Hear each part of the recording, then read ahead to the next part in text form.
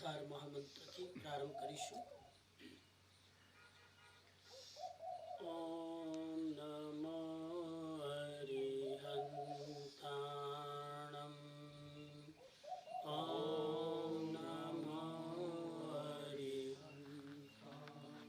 બોલો યશંકભાઈ, બોલો બોલો. ઓમ નમો સિદ્ધાણમ. ઓમ નમો સિદ્ધાણમ. ઓમ નમો આયર્યાણમ. ઓમ નમો આયર્યાણમ. ઓમ નમો ઉવજ્જાયાણમ. ઓમ નમો ઉવજ્જાયાણમ. નમો લોએ સવસાહોણમ. નમો લોએ સવસાહુણમ. એસો પંચનમુક્કારો.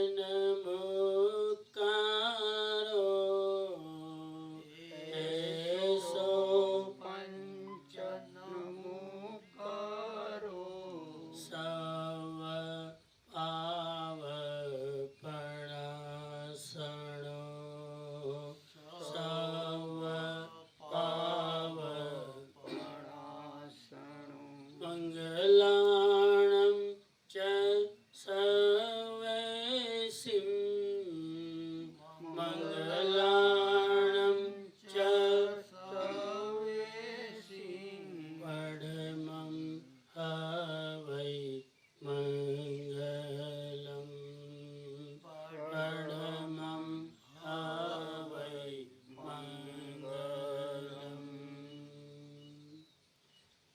2 मिनट शांत ध्यानस्थ स्थिति. आंखें बंद, शरीर स्थिर, मन शांत. अपने भीतर उतरे. आत्मनिरीक्षण, आत्म परीक्षण, आत्मावलोकन करें.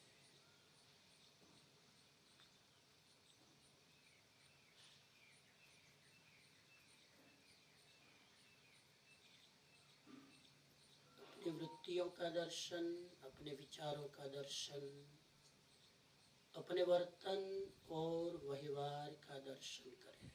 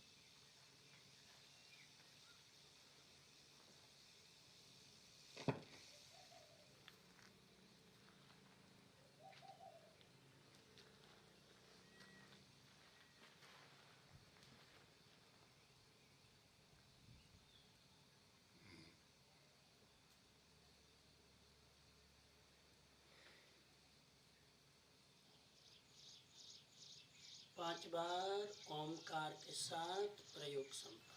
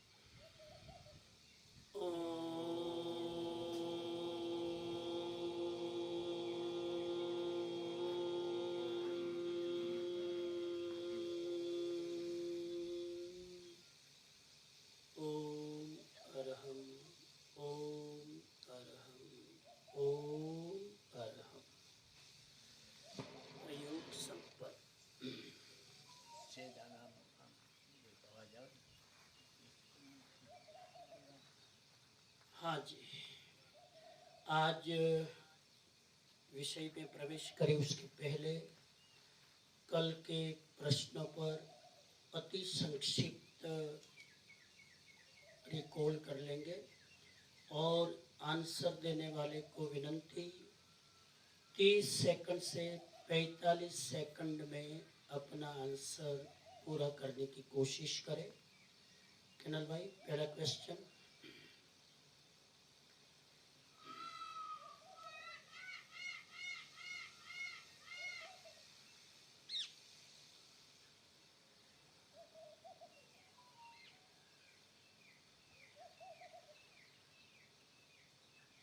पहला क्वेश्चन है, हाँ,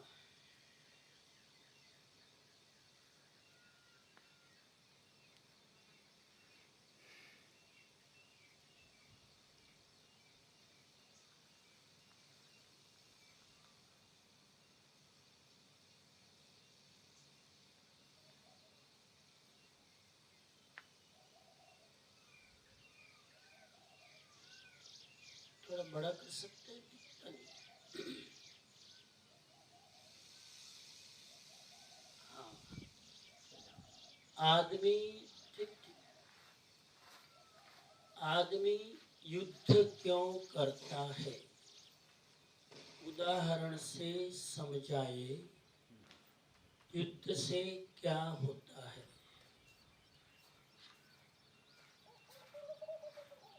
प्लीज अपना हाथ साइन करें।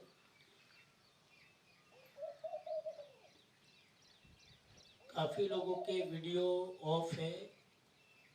मैं बार बार विनंती कर रहा हूँ, आप अपना वीडियो ऑन रखें तो ज़्यादा सुविधा होगी। हाँ, ये छोटा बच्चा है, सम्यक जैन, कौन है? जवाब दे सकते हैं, अनम्यूट करें। यस, सम्यक जैन।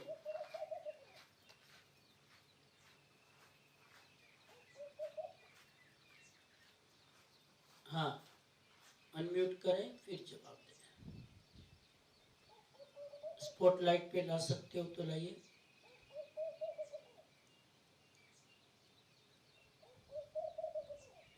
हाँ, जवाब दीजिए, सम्यक जैन, अनम्यूट करके। Yes, you done, you are ready. Second का जवाब देना है, अभी पहले चल रहा है। कोई बात नहीं, कोई बात नहीं, पहले का जवाब देंगे। कौन है और? अभी एक ही हाथ खड़ा हुआ है। ओके, नैना जी। हाँ,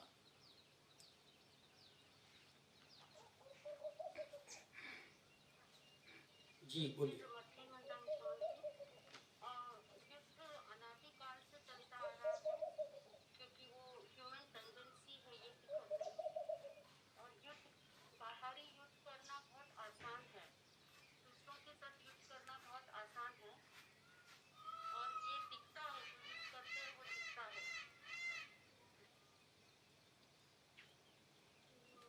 हाँ, युद्ध करने की टेंडेंसी नहीं है, इंस्टिंक्ट है, मनोवृत्ति है। हाँ जी, ठीक है। पूरा जवाब नहीं है, कोई बात नहीं। सेकंड क्वेश्चन, युद्ध से क्या होता है? युद्ध से कभी किसी का भला नहीं होता है। युद्ध से पूरा देश 100 साल पीछे चला जाता है। और उसका उदाहरण हमने दिया था हिटलर का, स्टेलिन का, जिन्होंने युद्ध किया। आज भी बहुत सारे छोटे मोटे युद्ध चलते हैं, अभी हम तालिबान में देख रहे हैं। तो इससे किसी का भी भला नहीं है, उससे नुकसान ही है। दूसरा क्वेश्चन, महावीर स्वामी की युद्ध के बारे में क्या दृष्टि है?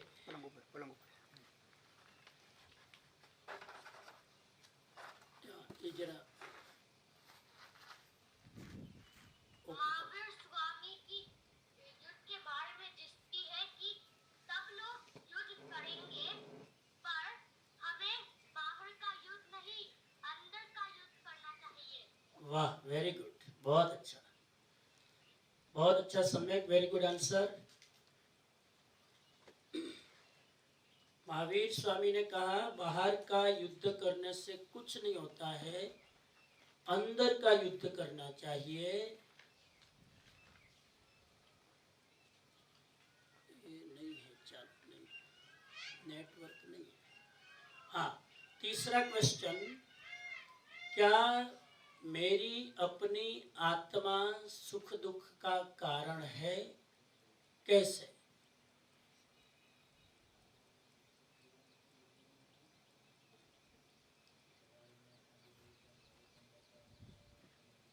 आ, आ, कौन है ये? कौन है, नाम बोले? हाँ, धर्मार्थ।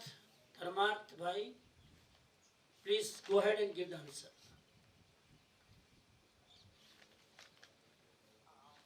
तो ये सवाल का जवाब है हाँ, मेरी हमारी खुद की आत्मा ही हमारे सुख दुख का कारण है।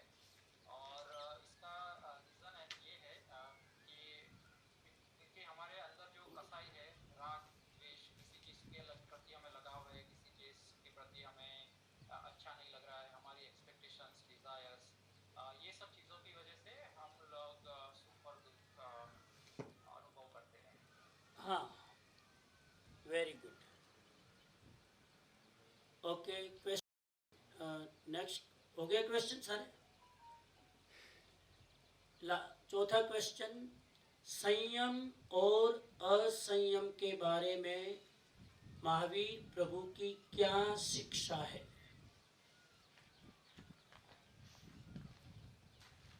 एक ही एक लोग रोज हाथ खड़ा कर रहे हैं, नए लोग सब चुपचाप सुन रहे हैं, इन्वॉल्व नहीं हो रहे हैं। मुझे नाम लेना पड़ेगा।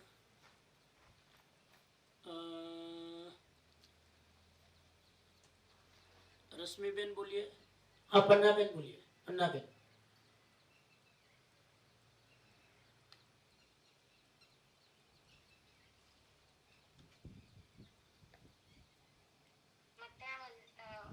વંદનની નમસ્કારની સ્વામી સ્વામીજી ભગવાને કીધું છે કે સંયમ અને અસંયમ બે વસ્તુ સાથે ન કરી શકો. જ્યારે તમને સંયમમાં હોવું હોય તો તમારે અસંયમથી પહેલા છૂટવું પડે તો જ તમે સંયમ માર્ગ પર આવી શકો. આ પ્રભુની શિક્ષા છે. હા, અને એ પણ શિક્ષા છે કે અસંયમથી નિવૃત્તિ થવી જોઈએ. નિવૃત્તિ અને સંયમથી પ્રવૃત્તિ. Very good, very good. Okay, last question, पांचवा क्वेश्चन। कैनल भाई, मुझे दिख नहीं रहा स्क्रीन पर, थोड़ा एडजस्ट करो, ऊपर करो। चार ही थे? अच्छा, चार ही थे, ओके, थैंक यू। चलो, तो आज शुरू करते हैं। ये जरा गैलरी में ले।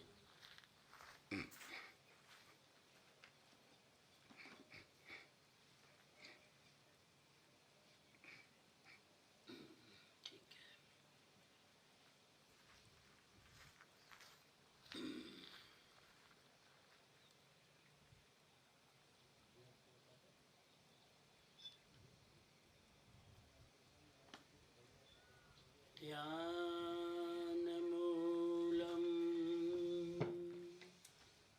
गुरुर्मूर्ति, पूजामूलं गुरुपदं, मंत्रमूलं गुरुर्वाक्यं, मोक्षमूलं गुरुकृपा, मोक्षमूलं गुरुकृपा।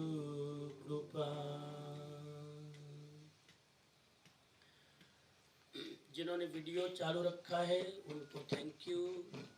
जिसका वीडियो बंद है, जैसे भी आपकी सुविधा हो चालू रख सकेंगे तो मुझे सुविधा होगी आपके साथ बातचीत करने में।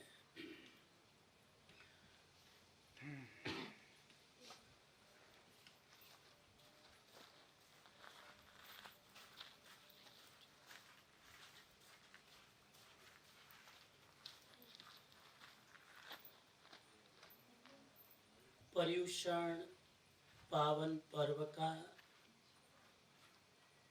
आज सुबह का 5वां प्रवचन 7 सितंबर 2021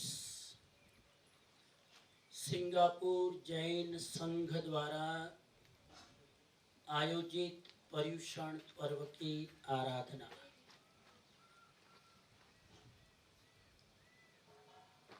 और आज प्रातःकालीन प्रवचन में जो भी लोग साक्षी बन रहे हैं, सिंगापुर जैन समाज, अन्य लोग भी दूसरे देश से और भारत से जो भी जुड़े हैं, सबको मेरी ओर से ओम अरहम जय जिनेंद्र। आज का हमारा विषय है कसाई को कैसे जीते। बहुत ही महत्व का विषय, बहुत ही प्रैक्टिकल विषय और हमारी आत्मा की उज्जवलता के लिए,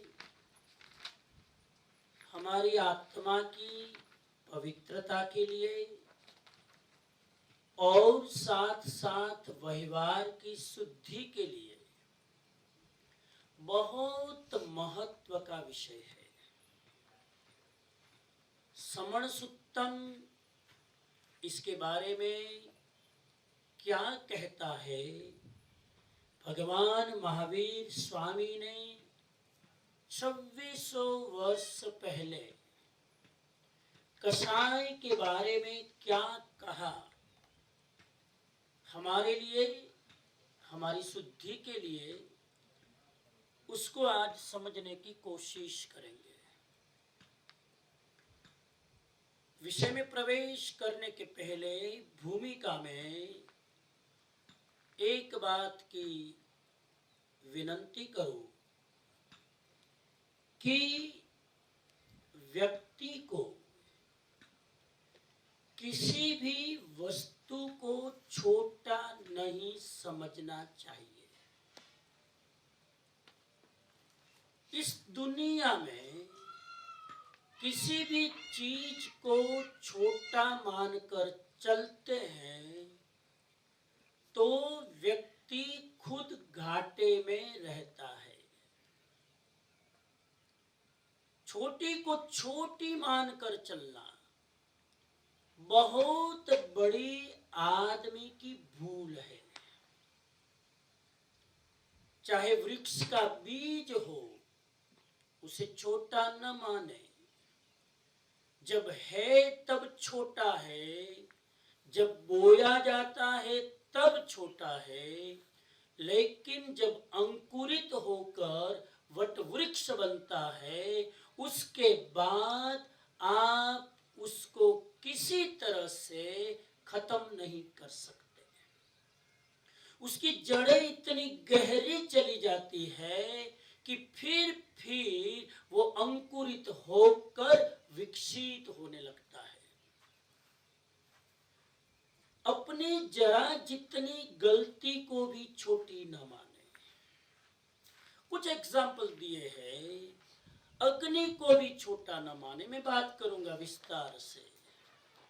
जरा सी दिया सली की जरा सी चिनगारी, अगर आपने उसको छोटा माना और लापरवाह रहे तो वो छोटी चिनगारी बड़े बड़े महल को जला सकती है, बड़े बड़े रेगिस्तान को साफ कर सकती है।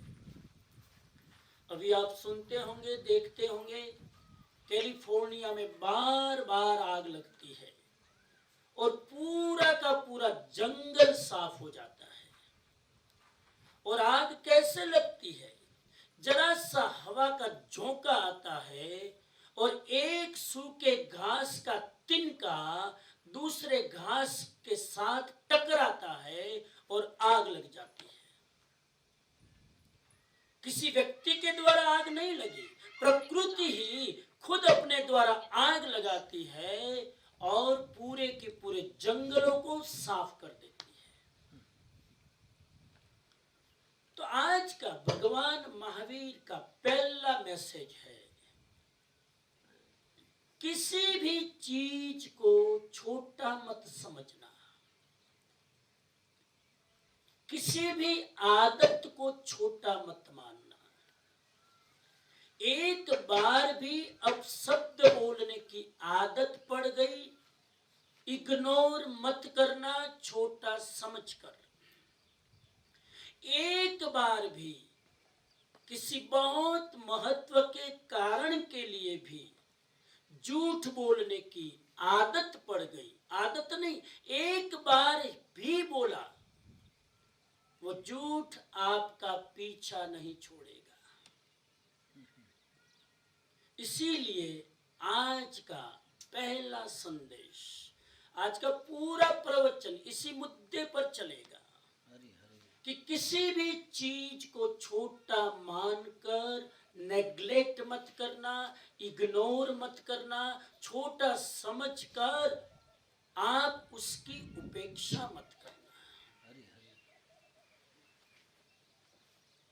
अगर उपेक्षा की तो वही चीज हमारे पर हावी हो जाएगी, उसी चीज की आदत पड़ जाएगी, वो आदत फिर संस्कार बनाएगी, संस्कार फिर हमारा स्वभाव बनाएगी, स्वभाव फिर हमारी नियति बनाएगी और नियति के आधार पर हमारा फ्यूचर बनेगा।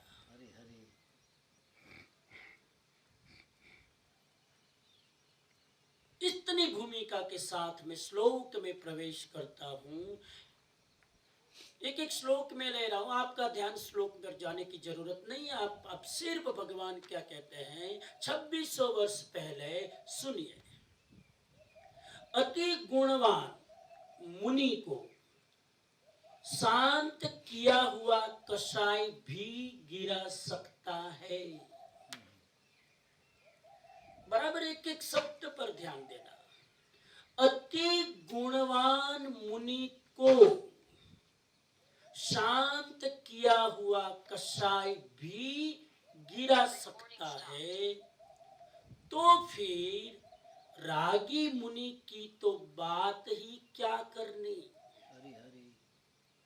गुजराती में बोलो, बहुज गुणवान साधु ने એનો પોતાનો શાંત કરેલો કષાય પણ જો એને પતનના માર્ગે લઈ જઈ શકે અતિ ગુણવાન મુનિને, તો પછી જે મુનિની અંદર રાગ છે એની તો વાત જ શું કરવી।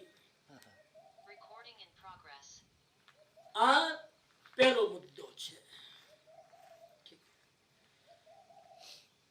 समझने की कोशिश करें। मैं अपनी स्टाइल से आपको कहूं कि अति गुणवान मुनि भी, मुनि अपने आप को ये समझे कि मेरे में तो बहुत गुण है, मैं तो बहुत शांत हूं, मेरी प्रकृति बहुत शांत है, मुझे तो कषाय की कोई चिंता नहीं, क्योंकि मुझे तो गुस्सा भी नहीं आता है, मेरे में तो अहंकार भी नहीं है, मेरे में तो माया भी नहीं है, मेरे में तो लोभ भी नहीं है, मेरे में कुछ भी तो नहीं है।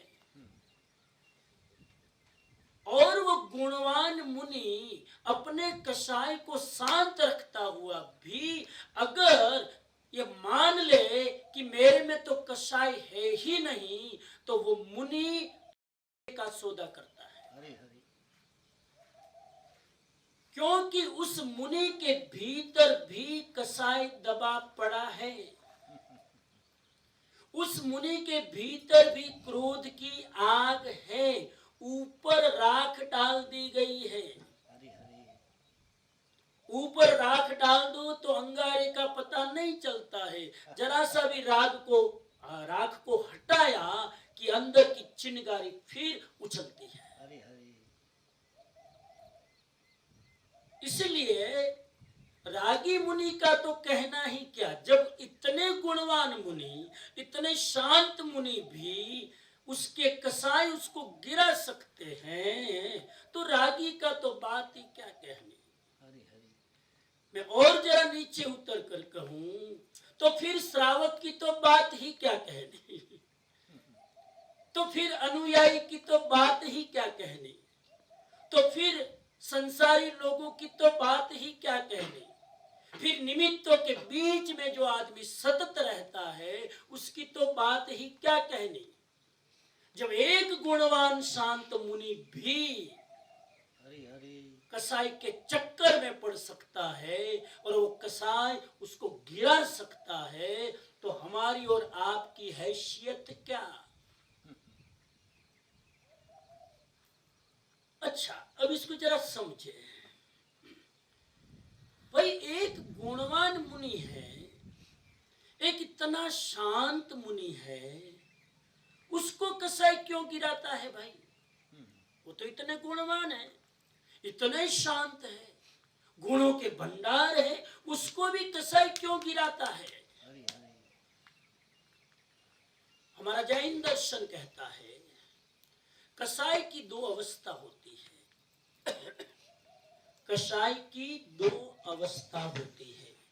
श्लोक नंबर 132 की मैं बात कर रहा हूं, पहला ही श्लोक आज का। कसाई की दो अवस्था होती है, एक उपशांत कसाय, एक क्षीण कसाय। हमारे गुणस्थान में भी दो गुणस्थान है, उपशांत मोहनीय गुणस्थान, क्षीण मोहनीय गुणस्थान। जो गुणस्थान को जानते हैं उनको पता है, लेकिन अभी उसमें मैं ना जाऊं। अभी तो दो कसाय की अवस्था, एक उपशांत कसाय और एक शांत कसाय। अभी 132 में जिस कसाय की बात कर रहे हैं, जिस मुनि की बात कर रहे हैं, उस मुनि का कसाय कौन सा है? उस मुनि का कसाय कौन सा है?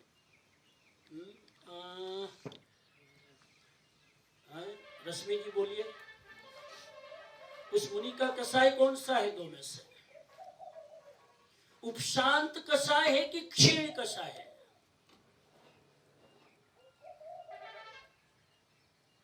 उपशांत और क्षीण आप बोल रहे हैं? हाँ, दोनों में से कौन सा है, उपशांत या क्षीण? क्षीण कषाय। बहुत जागृति के साथ बोले। क्षीण कसाय होगा तो कसाय आएगा ही नहीं। क्षीण कसाय का मतलब है डिस्ट्रॉयड कसाय, और उपशांत कसाय का मतलब है जिस कसाय को क्या कहते हैं, दबा दिया। हाँ, सप्रेस्ट कसाय। एक मुनि की अवस्था है सप्रेस्ट कसाय की, एक मुनि की अवस्था है डिस्ट्रॉयड कसाय की। यहां जो कह रहे हैं अति गुणवान मुनि जिसने अपने कसाय को शांत कर दिया, क्षीण नहीं किया है, दबा दिया है, सप्रेस कर दिया है, वो मुनि निमित्तों से बच रहे हैं। वो मुनि अपने ध्यान में है, अपनी भक्ति में है, अपने स्वाध्याय में है। और मुनि के सामने क्या निमित्त मिलेगा? मुनि को लोग वंदन करने आएंगे, लोग सादा पूछने आएंगे, मुनि को समय पर गोचरी मिल जाएगी, भिक्षा मिल जाएगी, सम्मान मिल जाएगा, और मुनि को चाहिए क्या? लेकिन वो मुनि अगर ये भ्रम में रहे कि मेरे कसाय अब खत्म हो गए, तो वो मुनि का दबा हुआ कसाय उसका पतन कर सकता है। तो मुनि की अवस्था कौन सी है? भले गुणवान हो, शब्द है शांत, शांत का मतलब उपशांत, और उपशांत का अर्थ में समझाऊं बहनों की भाषा में। किचन में जब आप जाते हैं, दूध को गर्म करते हैं, और दूध गर्म हो जाए और दूध को हम उभरावा लागे, तो घना लोग को बहनों ऊपर थी फूंक मारी, ये उभराता दूध ने दबावे। क्या सुधी फूंक मारशो? નીચે અગ્નિ તો બળી જ રહી છે, ફરી પાછું दूध ઉભરાશે, तो ઉપરથી दूधને ફૂંક મારી મારીને શાંત કરવું, આવી અવસ્થા છે આ મુનિની। અગ્નિ બંધ નથી કરી નીચેથી, પૂર્વ જન્મના સંસ્કારોના કારણે કસાયનો ઉદય તો થઈ જ રહ્યો છે, એ નિમિત્તથી બચી રહ્યા છે, એટલે અત્યારે ગુસ્સો નથી આવતો। શું કહી રહ્યો છું સમજાય છે? मैं क्या कह रहा हूं? बड़ा महत्व का श्लोक है। और जब उपशांत कसाई को गुणवान, अरे कितने ही गुणवान होने से क्या होगा, कितना ही मुनि हो उससे क्या होगा, वो क्षपक श्रेणी नहीं चढ़ रहा है, वो उपशम श्रेणी चढ़ रहा है। और गुणस्थान का विज्ञान कहता है कि जो उपशम की श्रेणी चढ़ता है उसको नीचे गिरना ही पड़ता है, उसे ऊपर 14 गुणस्थान में जाने का कोई रास्ता नहीं है। एक बार नीचे आएगा और वो जब डिस्ट्रॉयड की श्रेणी चढ़ेगा, वो क्षय की श्रेणी चढ़ेगा, क्षीण कसाई की श्रेणी चढ़ेगा, तो ही फिर वो ऊपर जा सकता है। मैं सिंगापुर वाले को पूछूं, मैं अपने आप से पूछूं, यहाँ बैठे लोग अपने आप से पूछे, हमारा कसाई खत्म हो गया है कि दब गया है? कसाई का मतलब फिर बोल दूं, क्रोध, मान, माया, लोभ, एंगर, ईगो, डिसीट, ग्रीड, ये 4 कसाय है। ये हमारे डिस्ट्रॉयड है कि सप्रेस्ड है? इतना कर लो, ये इसका जवाब आप अपने आप को दे दो, मुझे देने की जरूरत नहीं, तो ये श्लोक क्लियर हो गया। वो कसाई कभी भी उछल सकता है क्योंकि भीतर में अग्नि जल रही है, दूध फरीथी उभराई શકે છે। એટલા માટે મને તો જરા ઘણા લોકો બહુ બહાદુરીથી આમ કહેતા હોય સ્માઇલિંગ સાથે, મને તો છે ને આમ આમ આમ ખાલી 2 સેકન્ડ ગુસ્સો આવે, બાકી આપણે બહુ લાંબો ગુસ્સો ના આવે। વાહ, પછી કેટલા છાતી ટોકીને બોલે, આમ જાણે કે કેટલો બધો કંટ્રોલ કરી લીધો હોય। मुझे तो दो ही क्षण गुस्सा आता है, मुझे तो हम जरा सा गुस्सा आता है, मेरा गुस्सा कोई लंबा नहीं चलता है, मुझे कुछ ज्यादा गुस्सा नहीं आता है, बस जरा सा 1 सेकंड रहता है और फिर गुस्सा खत्म। तुमने चिंगारी जला दी, पूरा जंगल साफ हो जाएगा, पूरा महल जल जाएगा, सब कुछ राख हो जाएगा। जरा सी गुस्से की चिंगारी को जरा सा मानने की भूल मत करना।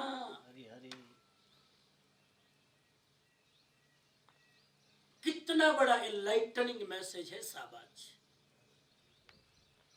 लोग बड़े होशियार है, कहते जरा सा तो गुस्सा आ गया, जरा सा तो बोल दिया, जरा सा वाइफ में अब 2 ऊंचे डायलॉग बोल दिया, क्या फर्क पड़ता है?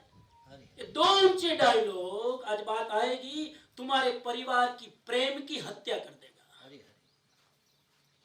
जरा सा मानकर भूल में मत पड़ना। फिर तो रागी का क्या कहना, उसे ज्यादा सावधान रहना पड़ेगा। श्रावक का क्या कहना, फिर उसको और ज्यादा सावधान रहना पड़ेगा।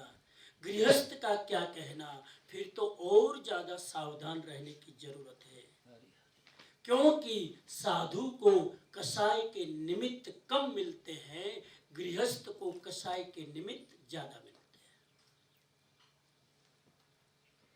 साधु को बहुत निमित्त नहीं मिलते क्रोध आने के, साधु को बहुत निमित्त नहीं मिलते हैं। हाँ, क्रोध आने के निमित्त नहीं मिलते हैं, क्रोध आने के निमित्त गृहस्थ को ज्यादा मिलते हैं, साधु को नहीं।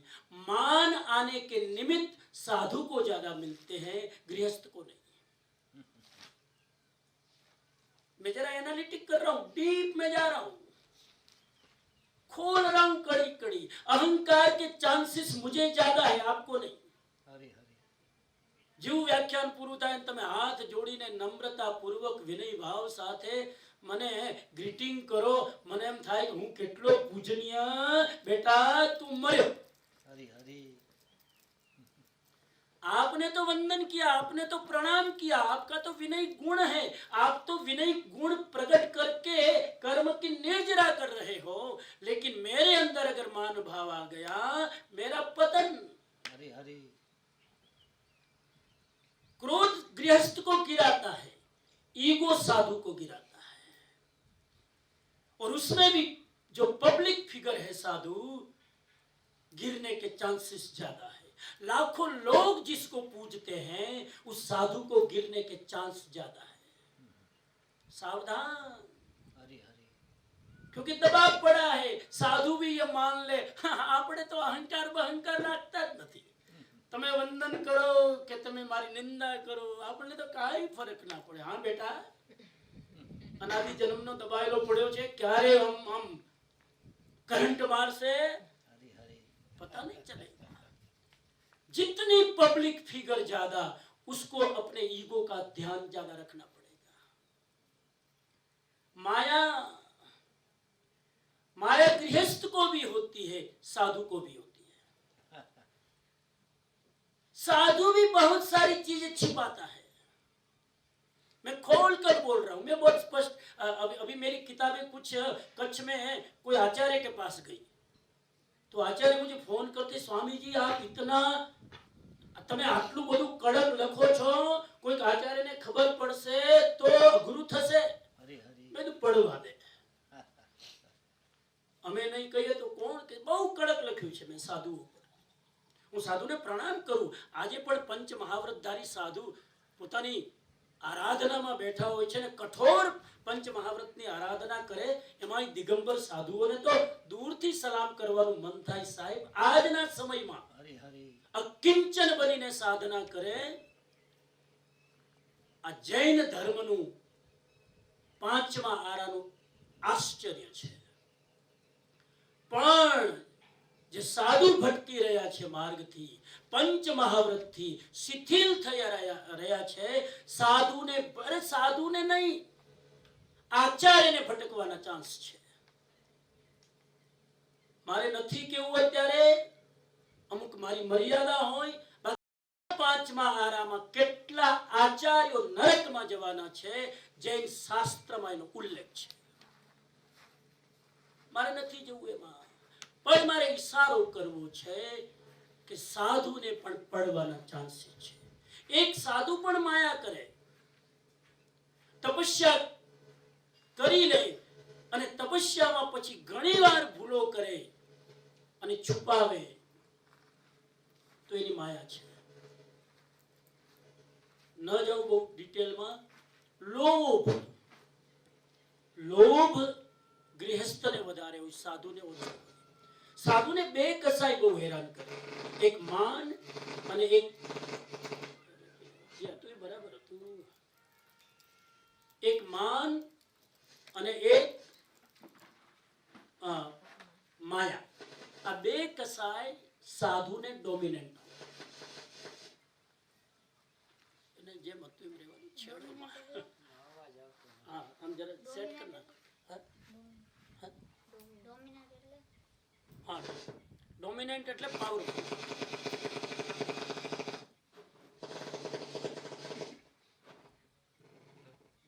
બસ હવે તમે છેડ્યું એટલે હવે સારું જ નહીં રહે। ચાલો, આજે તો ક્રોધ કરવાનો જ નથી માઇક સિસ્ટમ, પણ ક્રોધ પેલો દબાયેલો પડ્યો છે, ક્યારે ઉછળે એટલે આપણે એને શાંત રાખવું। નિમિત્તથી તમે બચી નહીં શકો સાહેબ, પણ બહુ મજા આવે। હા, આપણે ડિસ્ટર્બ થતો અને શાંત રહીએ, કેટલી મજા આવે। ચલો, આજ સાચું એન્જોયમેન્ટ છે, બાકી તો શું એન્જોયમેન્ટ।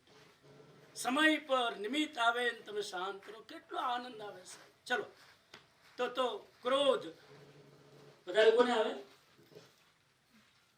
ક્રોધ વધારે ગૃહસ્થને આવે। આ સેટ કરી લો એટલે હું જરાક રાહ જોઉં। ચલો,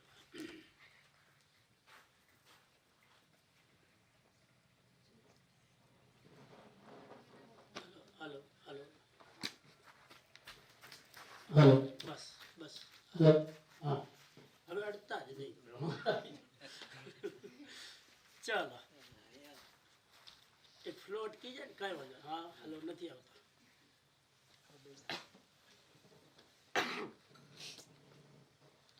જેમ માઇક ને કોઈ જરાક બસ બસ બસ, હાલો બસ, જેમ માઇક ને કોઈ જરાક છંછેડે શું થાય, એમ આપણને કોઈ જરાક છંછેડે ને તો પેલા તૈયાર જ બેઠા છે।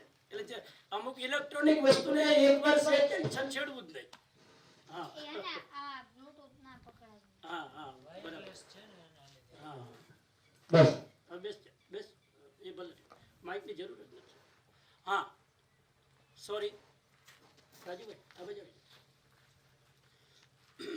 હા, આ પહેલો શ્લોક ચાલે છે. જો આવી રીતે હું બધા શ્લોક પર જઈશ કેનલભાઈ તો એકચ્યુઅલી તો છે ને એક જ ચેપ્ટર ઉપર આખું પરિવેષણ થાય, પણ મેં કીધું તમે એટલા બધા અપગ્રેડેડ ને અપડેટેડ છો ને એટલે આપણે જરાક એક્સપ્રેસ ટ્રેન જ લઈએ. લોકલ ટ્રેનમાં હવે કોઈ ટ્રાવેલ કરતા જ નથી. चलो आगे बढ़िए. निमित्त ज्यादा गृहस्थ को मिलते हैं, इसलिए गृहस्थ को ज्यादा सावधान रहना चाहिए, बहुत सावधान रहना चाहिए. समझिएगा ना. अब आगे मैं चलता हूं. कसाई को उपशांत किया गया है, ऐसा पुरुष भी विशुद्ध अध्यवसाय होने के बावजूद कसाय ग्रस्त हो सकता है.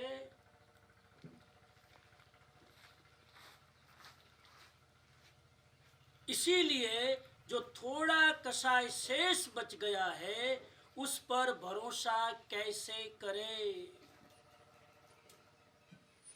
एक दूसरी बात यह समझनी है, कसाय को उपशांत किया है. राजू भाई तमाम આવી જાવ, હા પણ આવી જાવ, તમે જ્યાં સુધી હલચલ કરશો ને ડિસ્ટર્બ થશે. कसाय को उपशांत किया है, अंदर से कसाय एकदम शांत किया हुआ है, लेकिन बाहर के निमित्त के कारण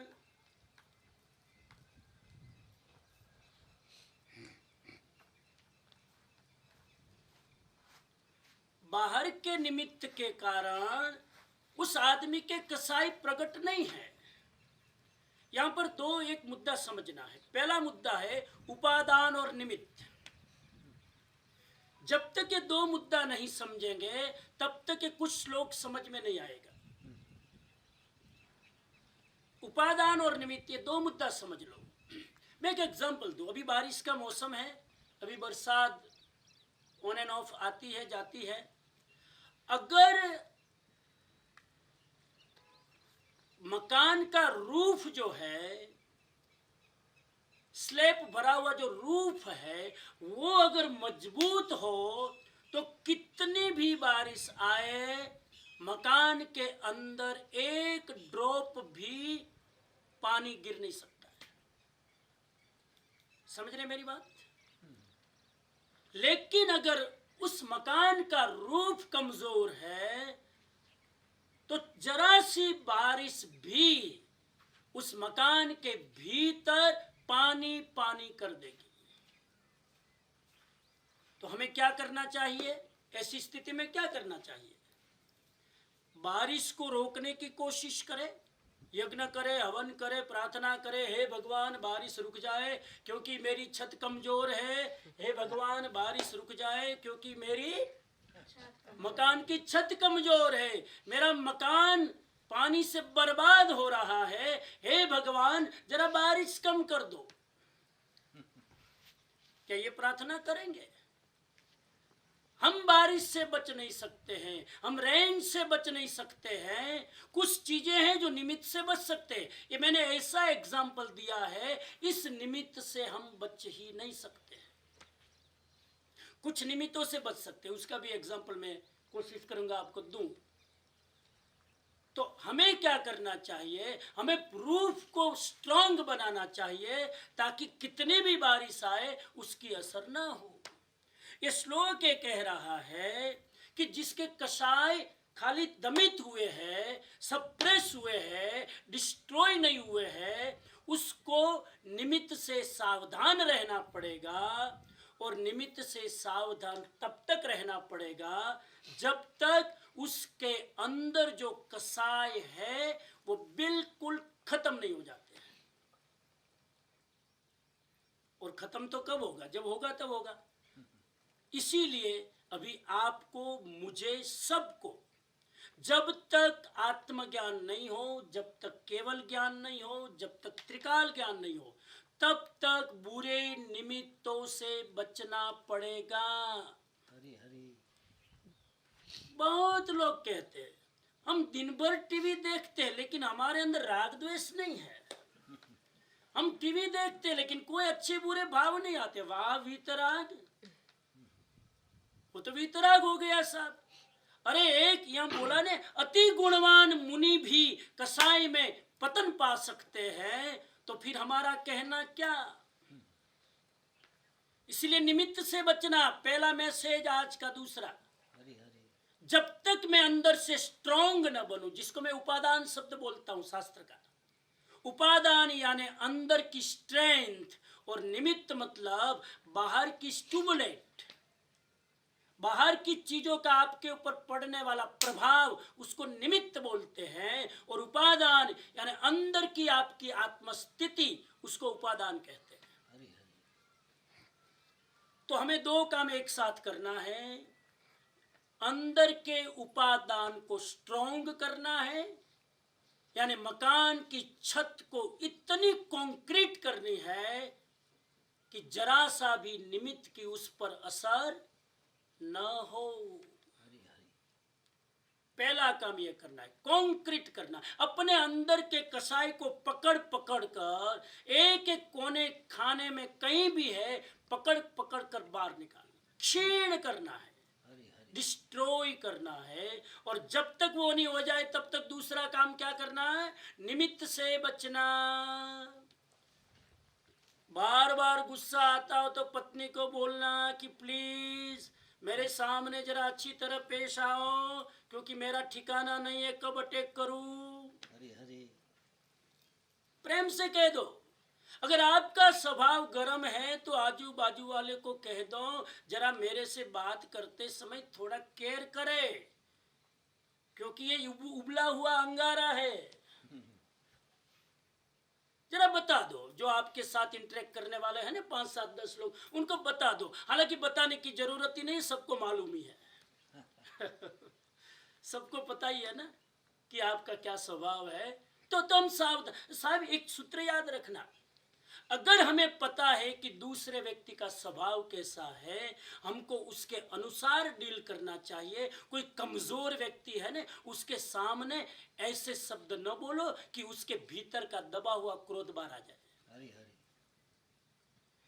किसी आदमी के भीतर सम्मान की भूख ज्यादा है, उसको प्रशंसा के ऐसे शब्द मत बोलो कि उसका अहंकार जाग जाए। अगर किसी व्यक्ति का अंदर का उपादान कमजोर है और क्रोध और मान और माया और लोभ डोमिनेंट है, तो आपको चाहिए कि हम ऐसे निमित्त उसके सामने खड़े न करें। ये बात ये कह रहे हैं। और दूर कहां जाए, सबको एग्जाम्पल मालूम है। स्थूलीभद्र के एक साधु के 2 एग्जाम्पल यहां है। स्थूलीभद्र जब साधु बने थे, उपादान कमजोर था, निमित्त की उस पर बार बार असर होती थी, और वो साधु स्थूलीभद्र जब वेश्या के वहां चातुर्मास करने गए, फिसल गए, डिग गए, साधुपना छोड़ दिया, उस वेश्या के मोह के चक्कर में पड़कर साधुपना छोड़ दिया। मैं तो जाऊंगा उसके पास, ये लो तुम्हारा मुंपति, ये लो तुम्हारा आसन, ये लो तुम्हारा ओगा। उसी स्थूलीभद्र की बात। निमित्त जब स्ट्रॉन्ग था, उपादान जब कमजोर था, स्थूलीभद्र साधुपने से च्युत हो गया। और वही स्थूलीभद्र जब कठोर साधना की, अंदर के कसायों को क्षीण किया, मैथुन कसाय को जीत लिया, ब्रह्मचर्य को इतना अंदर से साध लिया, नग्न स्त्री खड़ी हो तो भी उसकी ताकत नहीं है उस साधु को हिला सके। ऐसी स्थिति जब आ गई, उसके बाद स्थूलीभद्र फिर वर्षों के बाद आचार्य को कहते, गुरु भगवंत चातुर्मास करना है। कहां पर? वेश्या के घर पर। और कहते आचार्य ने आज्ञा दी, बेटे जाओ वेश्या के वहां चातुर्मास करो। कल्पना कर सकते, एक साधु वेश्या के वहां चातुर्मास करते, और 4 महीने के बाद, गुरु को तो पता ही था, 4 महीने के बाद साधु नहीं फिसला, वेश्या का हृदय परिवर्तन हुआ और वेश्या साध्वी बन गई। यह फर्क है उपादान और निमित्त का। मेरी बात समझ रहे होंगे। एक साथ हमें दो काम करना है। बाहर निमित्त से बचना है जब तक अंदर से मैं इतना प्रबल न बन जाऊं कि बाहर के निमित्त की कोई असर मेरे पर न हो, तब तक निमित्त से बचना। और अंदर अंदर एकांत में बैठकर, ध्यान में बैठकर आत्मचिंतन करके अपने अंदर में जो बैठे हैं कसाई, उनको एक एक को पकड़ पकड़ कर उसका रूट काटने की कोशिश करना। ये काम आपको करना है। ये दूसरा श्लोक हमें सूचित कर रहा है। तो आज हम जरा देखें कि हमारे कसाई की स्थिति क्या है। जब हम सुबह सुबह इतने भाव से ठंडे दिमाग से बैठे हैं, जरा चेक करें। 4 कषाय है, क्रोध मान माया लोभ। चेक करो, मेरे साथ साथ चलो सब, मैं भी चेक कर रहा हूं आपके साथ। मेरा क्रोध कितना है चेक करो। 3 अवस्थाएं हैं, मंद है, तीव्र है कि उग्र है। 3 स्थितियां हैं। मुझे कोई जरा सा डिस्टर्ब कर दे तो अंदर से गुस्सा आता है, चेक करना। किसी को बोलने की जरूरत नहीं, पेपर आउट करने की जरूरत नहीं, बताने की जरूरत नहीं है। खुद अपना स्वीकार करो, मेरा क्रोध कौन सा है। मंद है तो भी उस क्रोध को इग्नोर मत करना। मैंने पहले कहा, जरा सी चीज को जरा समझकर उपेक्षा मत करना, वो जरा सी चीज विकराल रूप लेगी। और तीव्र है तो ज्यादा सावधान रहना, और उग्र है तो खतरे की घंटी है। घना लोगों नो गुस्सो नाक ना टेरवे लटकतो है, नाक ना टेरवे। हजू तो पेलो मानस कहीं बोले नहीं है ना, पहला मारो गुस्सो बाहर निकले। सावधान रहना। सब अपना अपना अभी अभी लेक्चर सुनते सुनते अपने बारे में सोचो, मेरे क्रोध की क्या स्थिति है। अभी सोचो, क्योंकि लेक्चर पूरा होने के बाद आप बिजी हो जाओगे, टाइम ही नहीं मिलेगा बाद में, ये भी भूल जाओगे क्या अवस्था है मैं बताइए। अभी सोचो, मैं टाइम दे रहा हूं 30 सेकंड, सोचो मेरी हालत क्या है। मैं अपना निरीक्षण करता हूं तो मुझे तो गुस्सा आता है। राजू भाई साक्षी મને ગુસ્સો આવે, હું ખુલ્લેઆમ સ્વીકાર કરું છું સાહેબ। હા, पहला करता घणो फर्क पड़ी गयो। मैं आज जब ये बोल रहा था तो मैं अपना निरीक्षण कर रहा था, बहुत गुस्सा आता था, बहुत गुस्सा। मेरी माँ मुझे कहती थी कि साधु बने थोड़े ठंडे बनो, मेरी माँ कहती थी।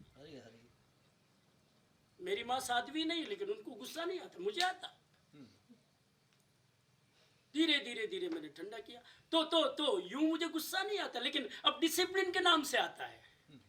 गुस्से ने चोला बदल लिया।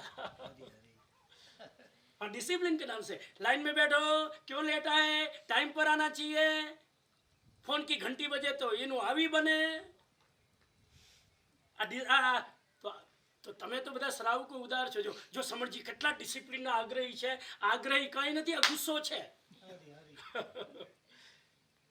આ બીજો કોટો ફૂટ્યો, હવે કાઠિયાવાડી ત્યાંથી ગુસ્સો નીકળે આમ કરીને। મને તો મારો ગુસ્સો દેખાય ને, તમે ભલે મને વંદન કરો, પ્રણામ, પણ મને ગુસ્સો આવે છે। બરાબર, ડિસિપ્લિનના નામે। અને એમાંય મેં બહુ ફરક પડ્યો। હવે તો કોઈ લેટ આવે તો મને કઈ ફરક નથી પડતો, કોઈની ફોનની ઘંટી વાગે તો મને ફરક નથી પડતો। હમણાં હું શિકાગો ગયો ને તો એ લોકો કે તમે બહુ સુધરી ગયા। મેં કીધું હા, તમે ઠરી ગયા છો કે હવે તો તમે ડિસિપ્લિન નથી કરતા। અમે લેટ આવીએ તો કઈ બોલતા નથી, અમે લાઈનમાં ન બેસીએ તો કઈ કહેતા નથી। મેં કીધું કોના માટે કેવું, તમે સુધરતા નથી, હું ખોટો મારી જાતને બગાડું, તમારે સુધરવું નથી, હું શું કામ મારી જાતને બગાડું। એમ કરીને મેં મારા મનને સમજાવી લીધું, ડિસિપ્લિનથી પણ ગુસ્સો નહીં કરવાનો। પણ હજુ અંદર દબાયેલો પડ્યો છે, પેલી ચિનગારી અંદર દબાયેલો, ઉપર રાખ નાખેલી છે, અંદર પડ્યો છે। આ તો આપણે બધા વંદન કરે, ટાઈમ પર જમવાનું મળી જાય, ટાઈમ પર આદર સત્કાર મળે, ક્યાંથી ગુસ્સો આવે। આમ છંછેડો ત્યારે ખબર પડે અંદર છે જ। અને લોભ, હું મારું નિરીક્ષણ કરું, ક્રોધ, હા તો આ ક્રોધની વાત અંદર બેઠેલો છે અને અહેસાસ પણ ઘણીવાર થાય છે. તમે પણ ચેક કરજો મારી સાથે સાથે. ઈગો કેટલો છે ચેક કરો. ક્રોધ તો છે ને, ચેક ન કરો કે કરો ખબર પડી જ જાય. તમે ચેક કરો તમને ખબર ન પડે કે પડે પણ આજુબાજુ વાળાને ખબર પડી જ જાય. ઈગો ચેક કરો. ઈગો પડદા પાછળ છે ને જલ્દી ખબર ન પડે.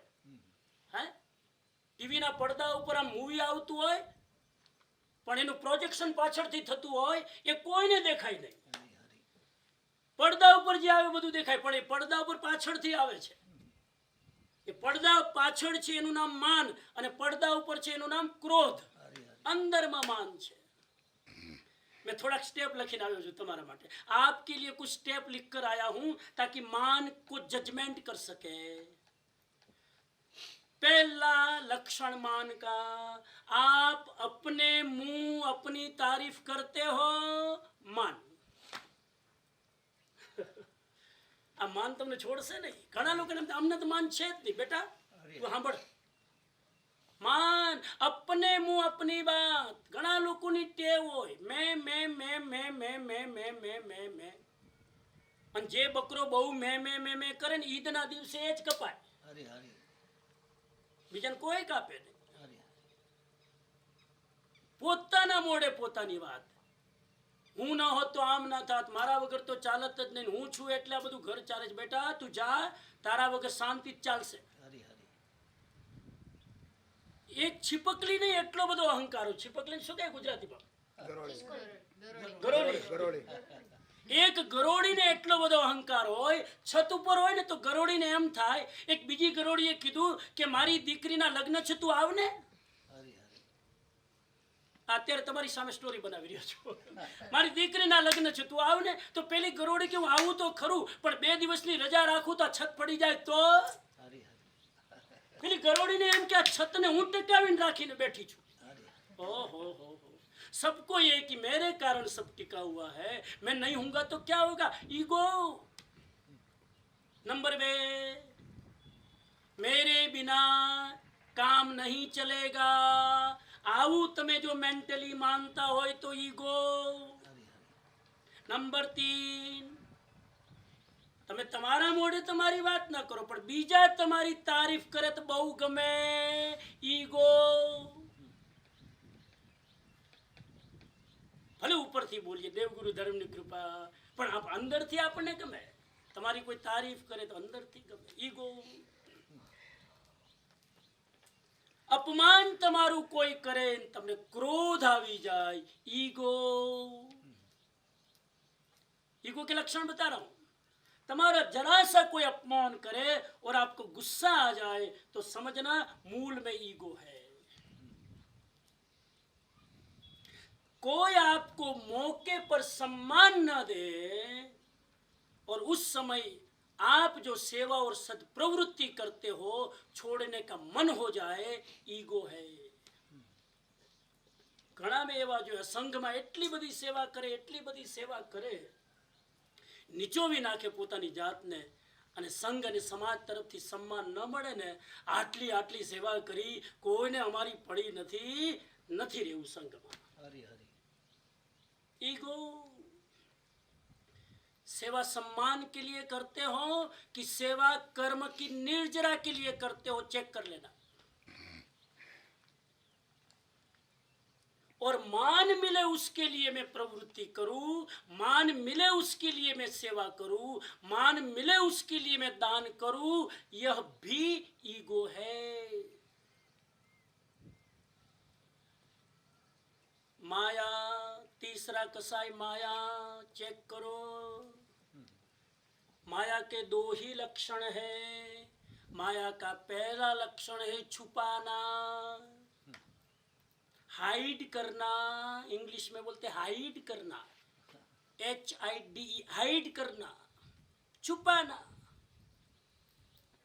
કોઈક એવી વસ્તુ કરી હોય ખબર પડી જાય તો આપણી પ્રતિષ્ઠા જોખમમાં છુપાવી દેવું, माया. और माया का दूसरा अर्थ है किसी को चीट करना, ठगना. ये माया है. ये 2 लक्षण माया के चेक कर लेना अपने अंदर है कि नहीं.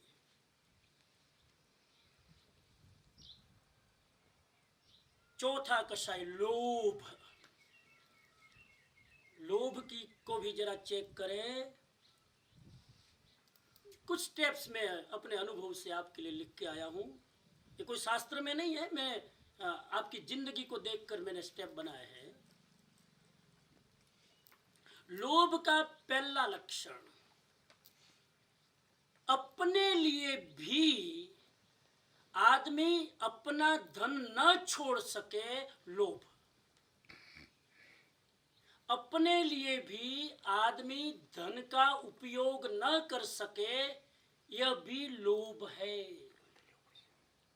अपने परिवार के लिए आदमी धन का उपयोग न करे, दबा कर रखे, संचय करके रखे, यह भी लोभ है।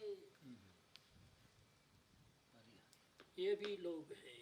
नंबर 3, अवसर आने पर समाज के लिए जो अपने धन का उपयोग न कर सके, यह भी लोभ है। नंबर 4, जहां पॉवर्टी हो, जहां गरीबी हो, वहां जरूरत पड़ने पर अपने खजाने को न खोल सके, वह भी लोभ है। नंबर 5,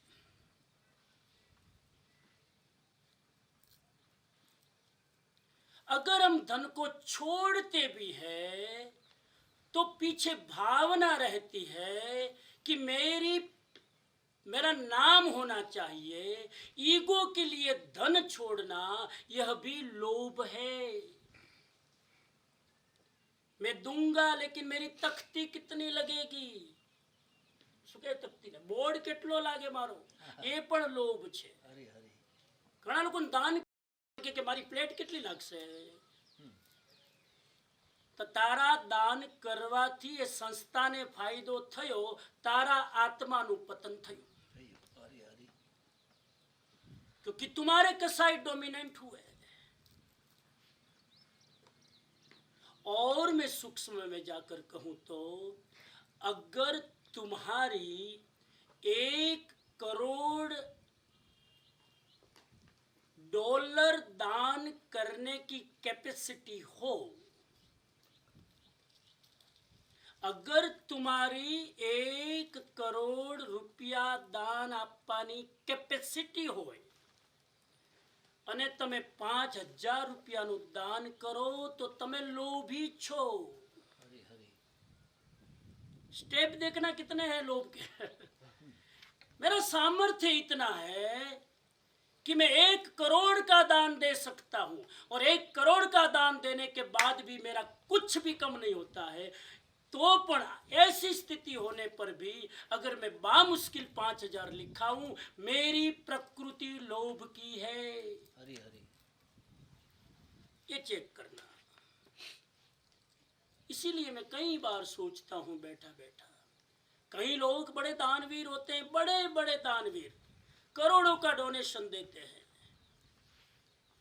मेरा अंगत मत यह है कि जो नामी संस्थाएं हैं, जो बड़ी बड़ी संस्थाएं हैं, जिसका वर्ल्ड में रेपुटेशन है, ऐसी संस्थाओं को दान देना कोई बड़ी बात नहीं है।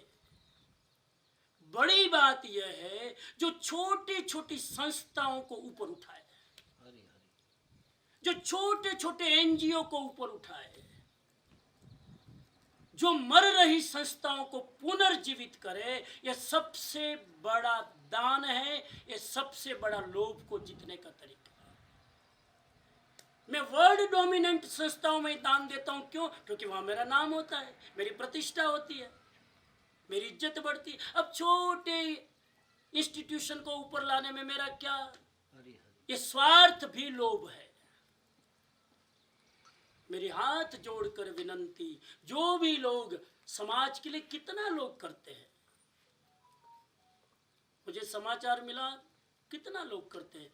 हमारे एक श्रावक है बजरंग भाई, ना क्या नाम, बलवंत भाई, बलवंत राय, मारवाड़ी जैन, बलवंत भाई जैन, कितना डोनेट करते हैं। मैं सुनता रहता हूं, उनसे मेरी बात ज्यादा नहीं, लेकिन और सबको करते होंगे, मुझे कुछ पता नहीं, लेकिन छोटी छोटी संस्थाओं को, छोटे छोटे एनजीओ को जो बिल्कुल चरमरा रहे हैं। अभी कोरोना काल में हम इंडिया में देख रहे हैं काफी स्कूलों को ताला लग गए हैं क्योंकि चला नहीं पा रहे, बच्चे नहीं आ रहे, फी नहीं आ रही है, ऐसी स्थिति है। तो हमें चाहिए कि छोटी छोटी संस्थाओं को उत्तेजित करें और उसको आगे लाए।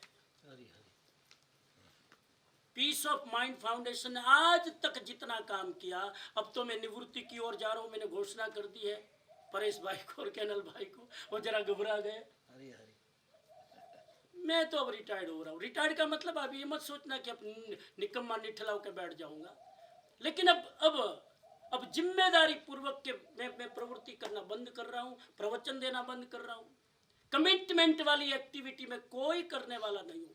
मैं ऑलरेडी अमेरिका में डिक्लेयर कर दिया है, और इसलिए डिक्लेयर कर रहा हूँ ताकि मेरा विचार बदल न जाए, ताकि मैं कंफर्म हो जाऊँ। मैं आऊँगा सिंगापुर, चिंता मत करना, आऊँगा भी, लेक्चर भी दूंगा, लेकिन जवाबदारी पूर्वक का कोई प्रोग्राम नहीं करूँगा। आपने टिकट दी इसलिए मुझे 7 दिन कंपलसरी बोलना ही पड़ेगा, ऐसा काम मैं नहीं करूँगा। मैं आऊँगा और मेरी इच्छा है तो मैं कर दूंगा प्रोग्राम। आपका भाव देखूंगा, मेरा मूड देखूंगा तो करेंगे। लेकिन अब मुझे अंदर जाना है, अब मुझे साधना के पथ पर जाना है, जिसके लिए मैंने घर छोड़ा है वो मुझे करना है। हालांकि ये भी वही काम है, लेकिन ज्यादा फोकस उस तरफ करना है। इसीलिए आज तक हमने जितना काम किया पीस ऑफ माइंड ने, अगर भरत भाई मेकानी, कीर्तिदाबेन मेकानी जैसे श्रावक ने सपोर्ट नहीं किया होता शुरुआत में, ये भरत भाई आपके ही सिंगापुर संघ का एक श्रावक है, उन्होंने मुझे पहली बार मैं सिंगापुर आया तब कहा कि थोड़ी सोशल एक्टिविटी चालू करो, और मैंने चालू की। आज तक मुझे कोई प्रॉब्लम नहीं आई। मैं आपके ही समाज का एग्जाम्पल दे रहा हूँ। अब धीरे धीरे धीरे मैं इन सबसे निवृत्त हो रहा हूँ, लेकिन मैं ये कह रहा हूँ कि एक छोटी संस्था को अब जरा सा निमित्त देते हो, वो संस्था विशाल रूप धारण कर लेती है। और भगवान की कृपा से और पुण्य की कृपा से अगर हमें कुछ मिला है तो ऐसी अच्छी चीजों में हम कंट्रीब्यूट करें, और करते हैं। सब लोग अपने अपने ढंग से करते हैं, उसका मुझे आनंद है, मुझे खुशी है। आगे चलो, श्लोक नंबर 134वां, बड़ा मार्मिक श्लोक है, बड़ा मार्मिक है। वो श्लोक ये कहता है कि कुछ चीजों को छोटा मत मानो। 134वां श्लोक है, उसको प्ले कर दो, जरा प्ले कर दो। हाँ, गाथा नंबर 134। अर्थोवम वर्थोवम अग्गिथोवम कसायथोवम च नहुभिविससीयवम थोवम्पि भूतं बहुहोयि थोवम्पि भूतं बहुहोयि। गाथा नंबर 135। कोहोपीं पणासेयि मानो मिणैनासनो मायामित्तानि नासेयि लोहो सब्बविनाशनो लोहो सब्बविनाशनो। बहुत बहुत मार्मिक गाथा છે આજની। કહે છે અણથોવમ વણથોવમ अग्गिथोवम कसायथोवम च। 4 चीजों को कभी छोटी मत मानना। मैंने जो भूमिका बनाई ना आज के लेक्चर में, उसका श्लोक अब आ रहा है। 4 चीजों को छोटी मत मानना। समय की मर्यादा में विस्तार नहीं कर पाऊंगा। पहली चीज अणथोवम,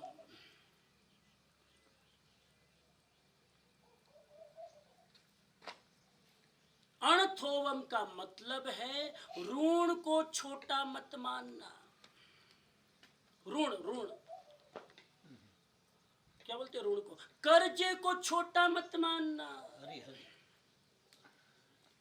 आपके ऊपर अगर कोई डेप्थ है उसको छोटा मत मानना। ऋण को अगर आपने कोई बैंक से लोन ली है और हफ्ते आप भर रहे हो, छोटा मत मानना। हमारा हिंदुस्तान में तो बहुत मोटा पाए चाले छे। हरि हरि कोरोना में तो खास लोग उधारा पैसा ले અને પછી લોન ભરે, શું કહેવાય, વ્યાજ ભરે। शास्त्र या महावीर स्वामी 2600 वर्ष पहले भी ये प्रॉब्लम था। ऋण को थोड़ा मत मानना। मैंने किसी से उधार पैसे लिए, भाई अरे थोड़ा तो ब्याज है, कितना ब्याज, 1 लाख का लिया तो कितना ब्याज जैसे भाई, कितना ब्याज, 1 लाख 1000 रुपया बराबर पक्का वाणिया छे। 1 लाख रुपया उधार लीधा, 1000 रुपया ज महीने चुकवाना छे ने, एने પછી મૂળ રકમ ન દેખાય, પેલું વ્યાજ જ દેખાય, 1000 જ ચૂકવવાના છે, कोई मोटी बात नहीं। और धीरे धीरे धीरे धीरे हालत ये होती है कि मूल चुकाने की बात छोड़ो, ब्याज भी नहीं चुका सकते। हरि हरि महावीर कहते हैं ऋण को छोटा मत मानना, बर्बाद हो जाओगे। ऋण को छोटा मत। हरि हरि अभी तो मैं धन की बात कर रहा हूं। हमारे शास्त्रों में तो 3 प्रकार के ऋण बताए हैं, भौतिक ऋण, संबंधों का ऋण, आत्मा का ऋण। हरि हरि समय नहीं है, मैं तैयारी करके आया हूं। एक तो भौतिक ऋण, किसी से कुछ लिया है। आज मैं कहीं जाकर एक धर्मशाला में मुफ्त में खाना खाता हूं और उसका अगर वर्तर नहीं चुकाता हूं तो ये भौतिक ऋण मेरे माथे पर चढ़ता है। हरि हरि मुफ्त में लेने की आदत आपका ऋण बढ़ाती है।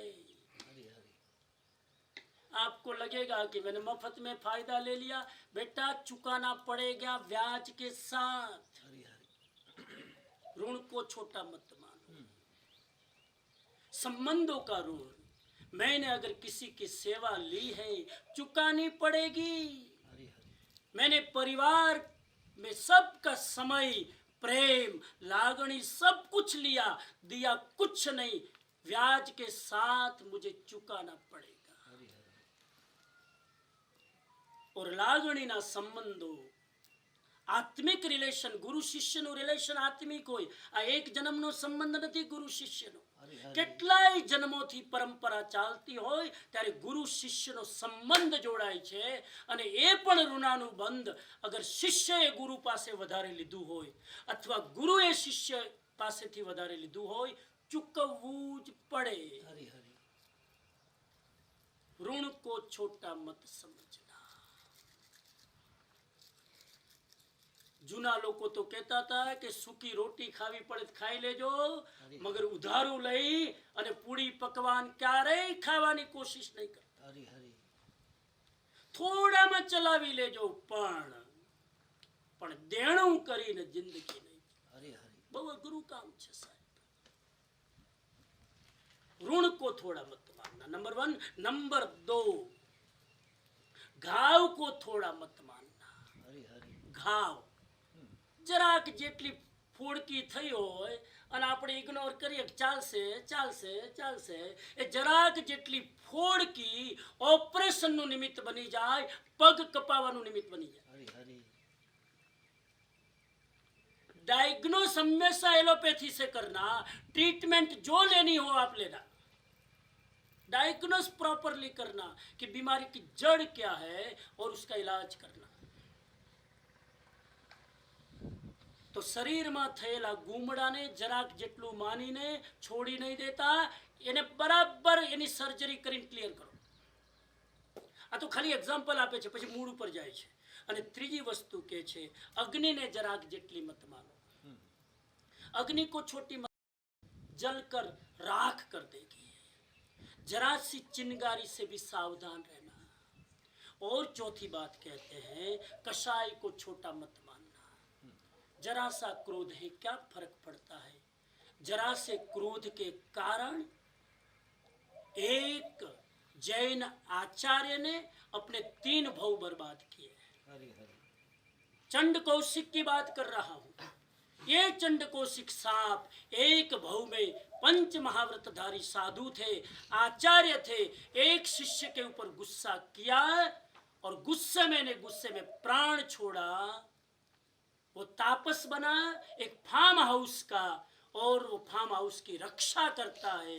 वहां पर गुस्सा किया, जो भी लोग आजू बाजू में आते गुस्सा किया, वहां से मरकर उसी फार्म हाउस में सांप बना, वहां से मरा, गति बिगाड़ता गया। हरि हरि महावीर का संपर्क हुआ, महावीर ने चेताया, वो जगा, गुस्से को कंट्रोल किया और अपनी गति को सुधार दिया।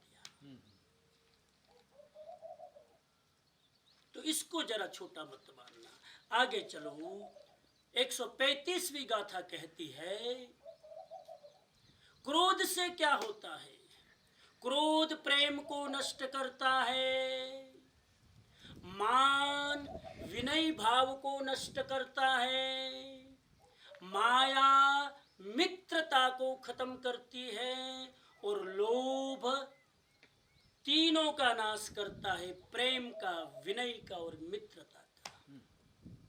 कोहोपीम पणासे माणो विनय नासणो, माया मित्तानि नासे लोहो सब विनाशनो। हरि हरि क्रोध प्रेम का नाश करता है, मान विनय का नाश करता है, माया मित्रता को खत्म करती है, और लोभ सबका नाश करता है। प्रेम कौन नहीं इच्छतु भाई? प्रेम कौन नहीं चाहता? सब प्रेम के भूखे हैं, प्रेम की बात सारे लोग करते हैं, लेकिन क्या कहीं प्रेम दिखाई देता है? जहां देखो वहां क्रोध क्रोध क्रोध। बात प्रेम की और काम क्रोध का। ये क्रोध प्रेम को खत्म कर देता है। आपके घर में 2 ही चीज होगी, परिवार में, प्रेम होगा तो क्रोध नहीं होगा, क्रोध होगा तो प्रेम नहीं होगा। एक मयान में 2 तलवार नहीं रहती है। हरि हरि चेक कर लो, महावीर के सूत्र को किसी के बाप की ताकत नहीं है चैलेंज दे सके। हरि हरि 2600 वर्ष पुराना सूत्र आज भी रिलेवेंट, प्रासंगिक। घर में प्रेम होगा तो गुस्सा नहीं होगा, गुस्सा होगा तो प्रेम नहीं होगा। हरि हरि सिंगापुर में पति पत्नी भेगा बेसिन हाँ बड़े एक बीजान पछ मोड़ा जो है। हरि हरि बहुत अच्छी बात है, चेक करते रहना चाहिए कि क्या है घर में, जरा जरा चेक करो। जहां मान होगा, जहां ईगो होगा, वह विनय नहीं होगा। जहां ईगो होगा वहां वो विनम्रता होगी तो भी दिखावे की होगी। मूल में अंदर में ईगो है तो तुम्हारा झुकना भी ईगो का कारण है। माया होगी, अब हाइड करोगे, अब चीटिंग करोगे, मित्रता खत्म। आज कहां मित्रता टिकती है? नए नए मित्रम बनाते जाते, पुरानी मित्रता तोड़ते जाते हैं। हरि हरि तो मित्रता खत्म। और लोभ, लोभ ऐसा है वो प्रेम को भी नष्ट करता है, विनय को भी नष्ट करता है और मित्रता को भी नष्ट करता है।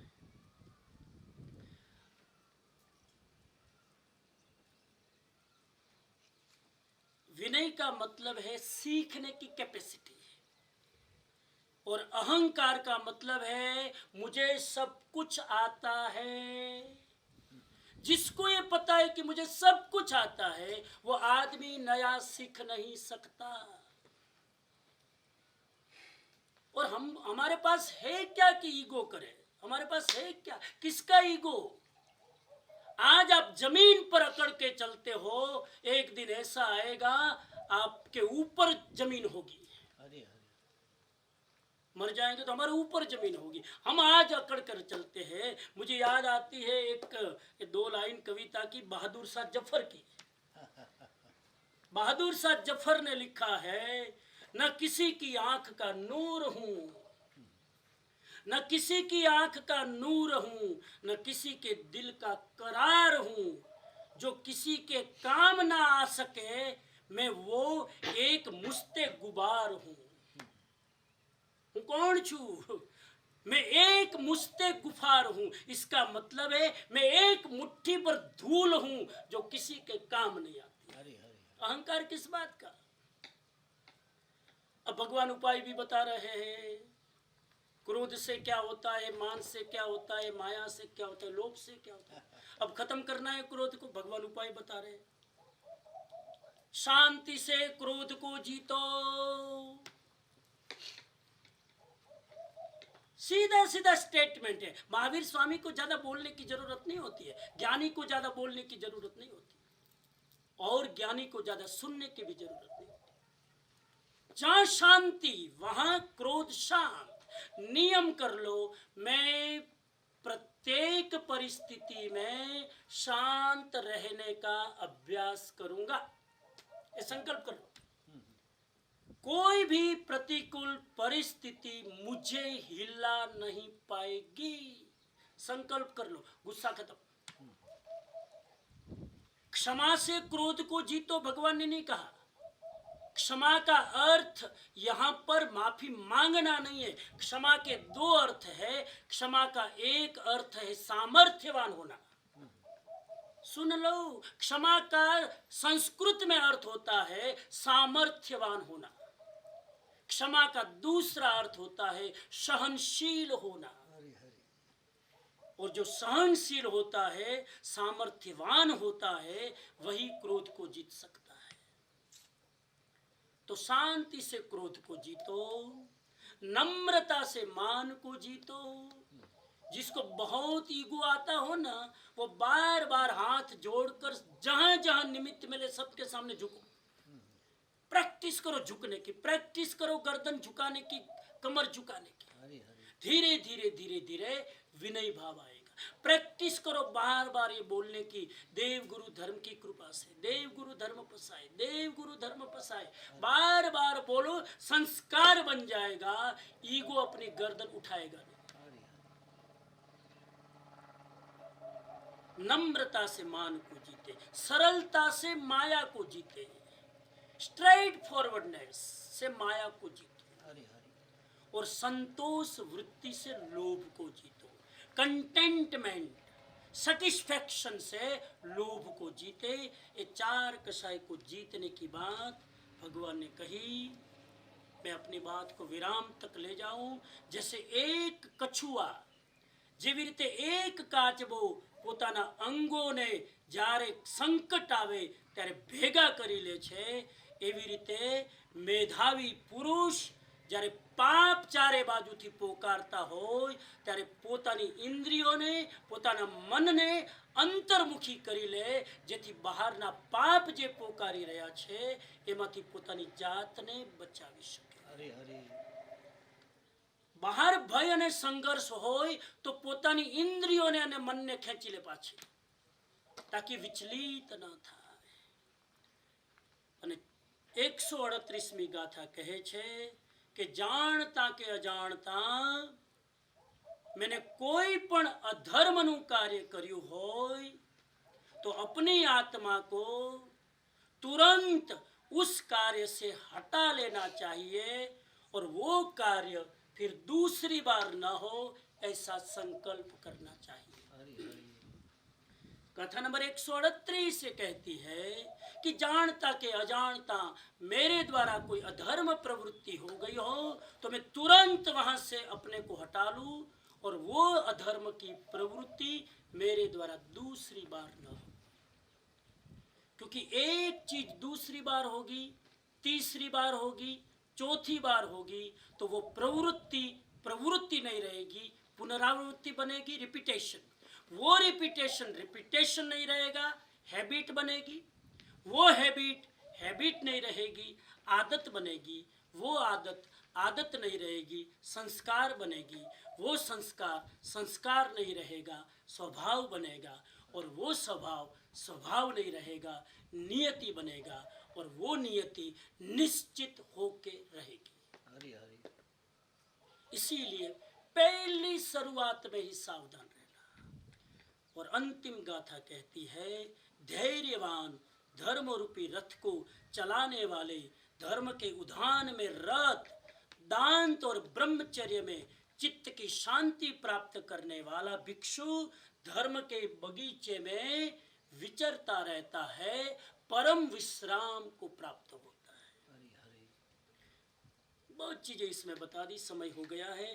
धैर्यवान जिसके अंदर पेशेंस है और जो धर्म रूपी रथ को धारण करता है, वह धर्म के बगीचे में घूमता है और परम विश्राम को प्राप्त होता है।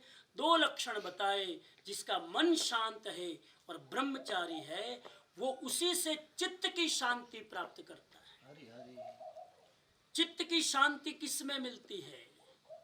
संसार के भोगों में चित्त की शांति नहीं है। अपने भीतर ब्रह्म का आनंद लेने में चित्त की शांति है। ऐसा मुनि, ऐसा भिक्षु हमेशा शांत उपवन में परम विश्राम का अनुभव करता है। यह शब्द आया परम विश्राम। हरि हरि अब कहीं भटकना नहीं, अब कोई लालसा नहीं, कोई कामना नहीं, परम विश्राम। ऐसी स्थिति एक धैर्यवान, एक धर्मवान, एक शांत और एक ब्रह्मचारी व्यक्ति की प्राप्त हो सकती है। मैं मंगल कामना करूं, सद्भावना करूं। आज की पूरी चर्चा में आपने कितनी बातें सीखी मुझे पता नहीं, लेकिन बता दूं, पहली बात, किसी भी चीज को थोड़ा समझकर इग्नोर मत करना। दूसरी बात, ऋण को थोड़ा मत मानना, घाव को थोड़ा मत मानना, अग्नि को थोड़ा मत मानना, बीज को छोटा मत मानना, कसाई को छोटा मत मानना। क्रोध को शांति से जीतना, मान को विनय से जीतना, माया को सरल स्वभाव से जीतना और लोभ को संतोष से जीतना। इस तरह से आप अपने कसाई को जीते। जिसने कसाई को जीत लिया उसने आधी दुनिया जीत ली। जिसने कसाई को नहीं जीता वो सिकंदर भी बन जाए तो सब कुछ हार कर दिवाला निकाल कर जाता है। हम आत्म विजेता बने, इसी सद्भावना के साथ विचारों को विराम देता हूँ। ओम अरहम, ओम अरहम, ओम अरहम। हाँ जी, કાલના પ્રશ્નો તો થઈ ગયા છે, આજના પ્રશ્નો। आज के प्रश्न जिसका जवाब कल आपको लेकर आना है। प्रश्न में एक बार पढ़ दूं आपके सामने। पहला क्वेश्चन कल के लिए आज की चर्चा का, अति गुणवान मुनि को भी शांत किया हुआ कसाई गिरा सकता है, ऐसा क्यों? वाई? अति गुणवान मुनि को शांत किया हुआ कसाई क्यों गिरा सकता है? वाई? नंबर 2, मान कसाई है, उसके कोई 4 लक्षण बताओ। कैसे पता चले कि मान कसाई है? 4 कैरेक्टरिस्टिक्स बतानी है, 4 लक्षण। मैंने आपके सामने 6-7 लक्षण आज बताए उसमें से। तीसरा क्वेश्चन, लोभ किसे कहते हैं? उसके 4 लक्षण बताइए। लोभ किसे कहते हैं, उसके 4 लक्षण। कल तैयार करके आना है, चाहे लिख के आओ चाहे तैयार करके आओ, सोच कर आओ। चौथा प्रश्न है, कसाई विजय में उपादान और निमित्त की क्या भूमिका है? कसाई को जीतने में उपादान और निमित्त की क्या भूमिका है? सिर्फ 3 लाइन 4 लाइन में जवाब लिखना है, ज्यादा नहीं, शॉर्ट में। समण सुत्तम में 4 कसाई को जीतने की कौन कौन सी प्रक्रिया बताई है? प्रक्रिया यानी प्रोसेस। कसाई को जीतने की प्रोसेस क्या है जैन धर्म में, समण सुत्तम में, वो प्रोसेस बतानी है। इसी के साथ में कुछ सूचनाओं के साथ मांगलिक सुनेंगे। कुछ सूचनाएं परेश भाई।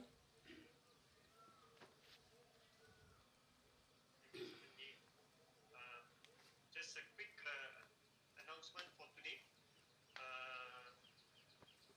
2:30 we have the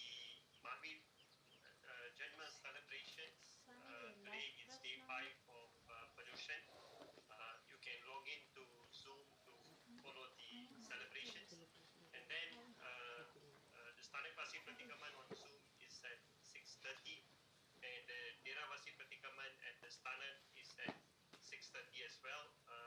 Only those who have got the registration confirmation should go to the Astana. In the evening today, we continue our Swadhyay on Savam Sutta, and the topic is Kevo Che Sansar No Chakra. Another very interesting topic for Swadhyay this evening.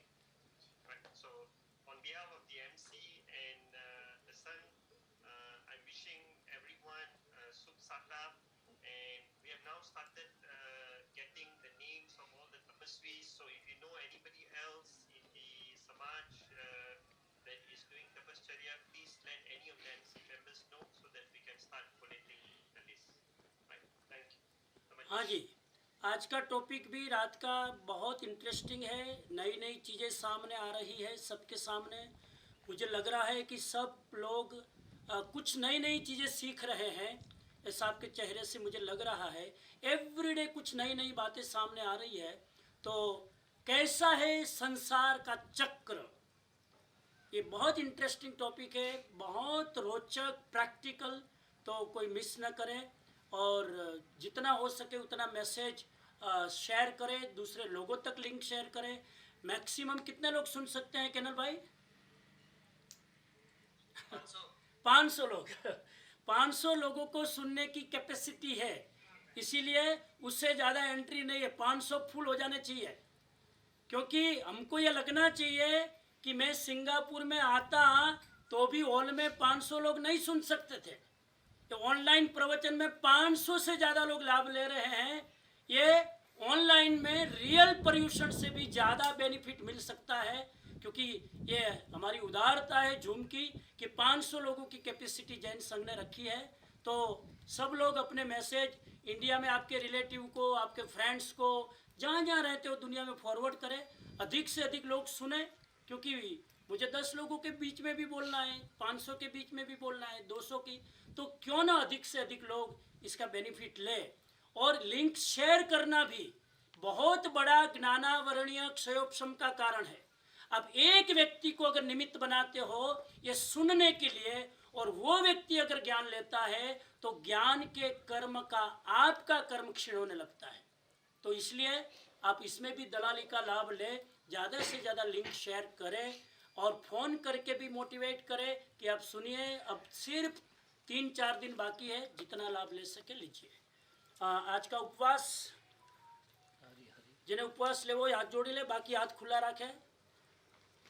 कल सवारे 9 सुधी आज उपवास उपरांति विहम पिहारम असणम पाणम खाद्यम स्वादिमनत्था भोगणम सहस्रागारणम सव्व समाहिवत्यागारणम अपाणं वो श्रीरामी। બધાને સમજાય છે ને પ્રવચનો? કોઈને કંઈ સજેશન હોય, કોમેન્ટ્સ હોય તો તમે ઝૂમમાં પરેશભાઈને, કેનલભાઈને કે કમિટી મેમ્બરને શેર કરજો. We can improve if something is there. તો માંગલિક સુને પ્લીઝ માંગલિક.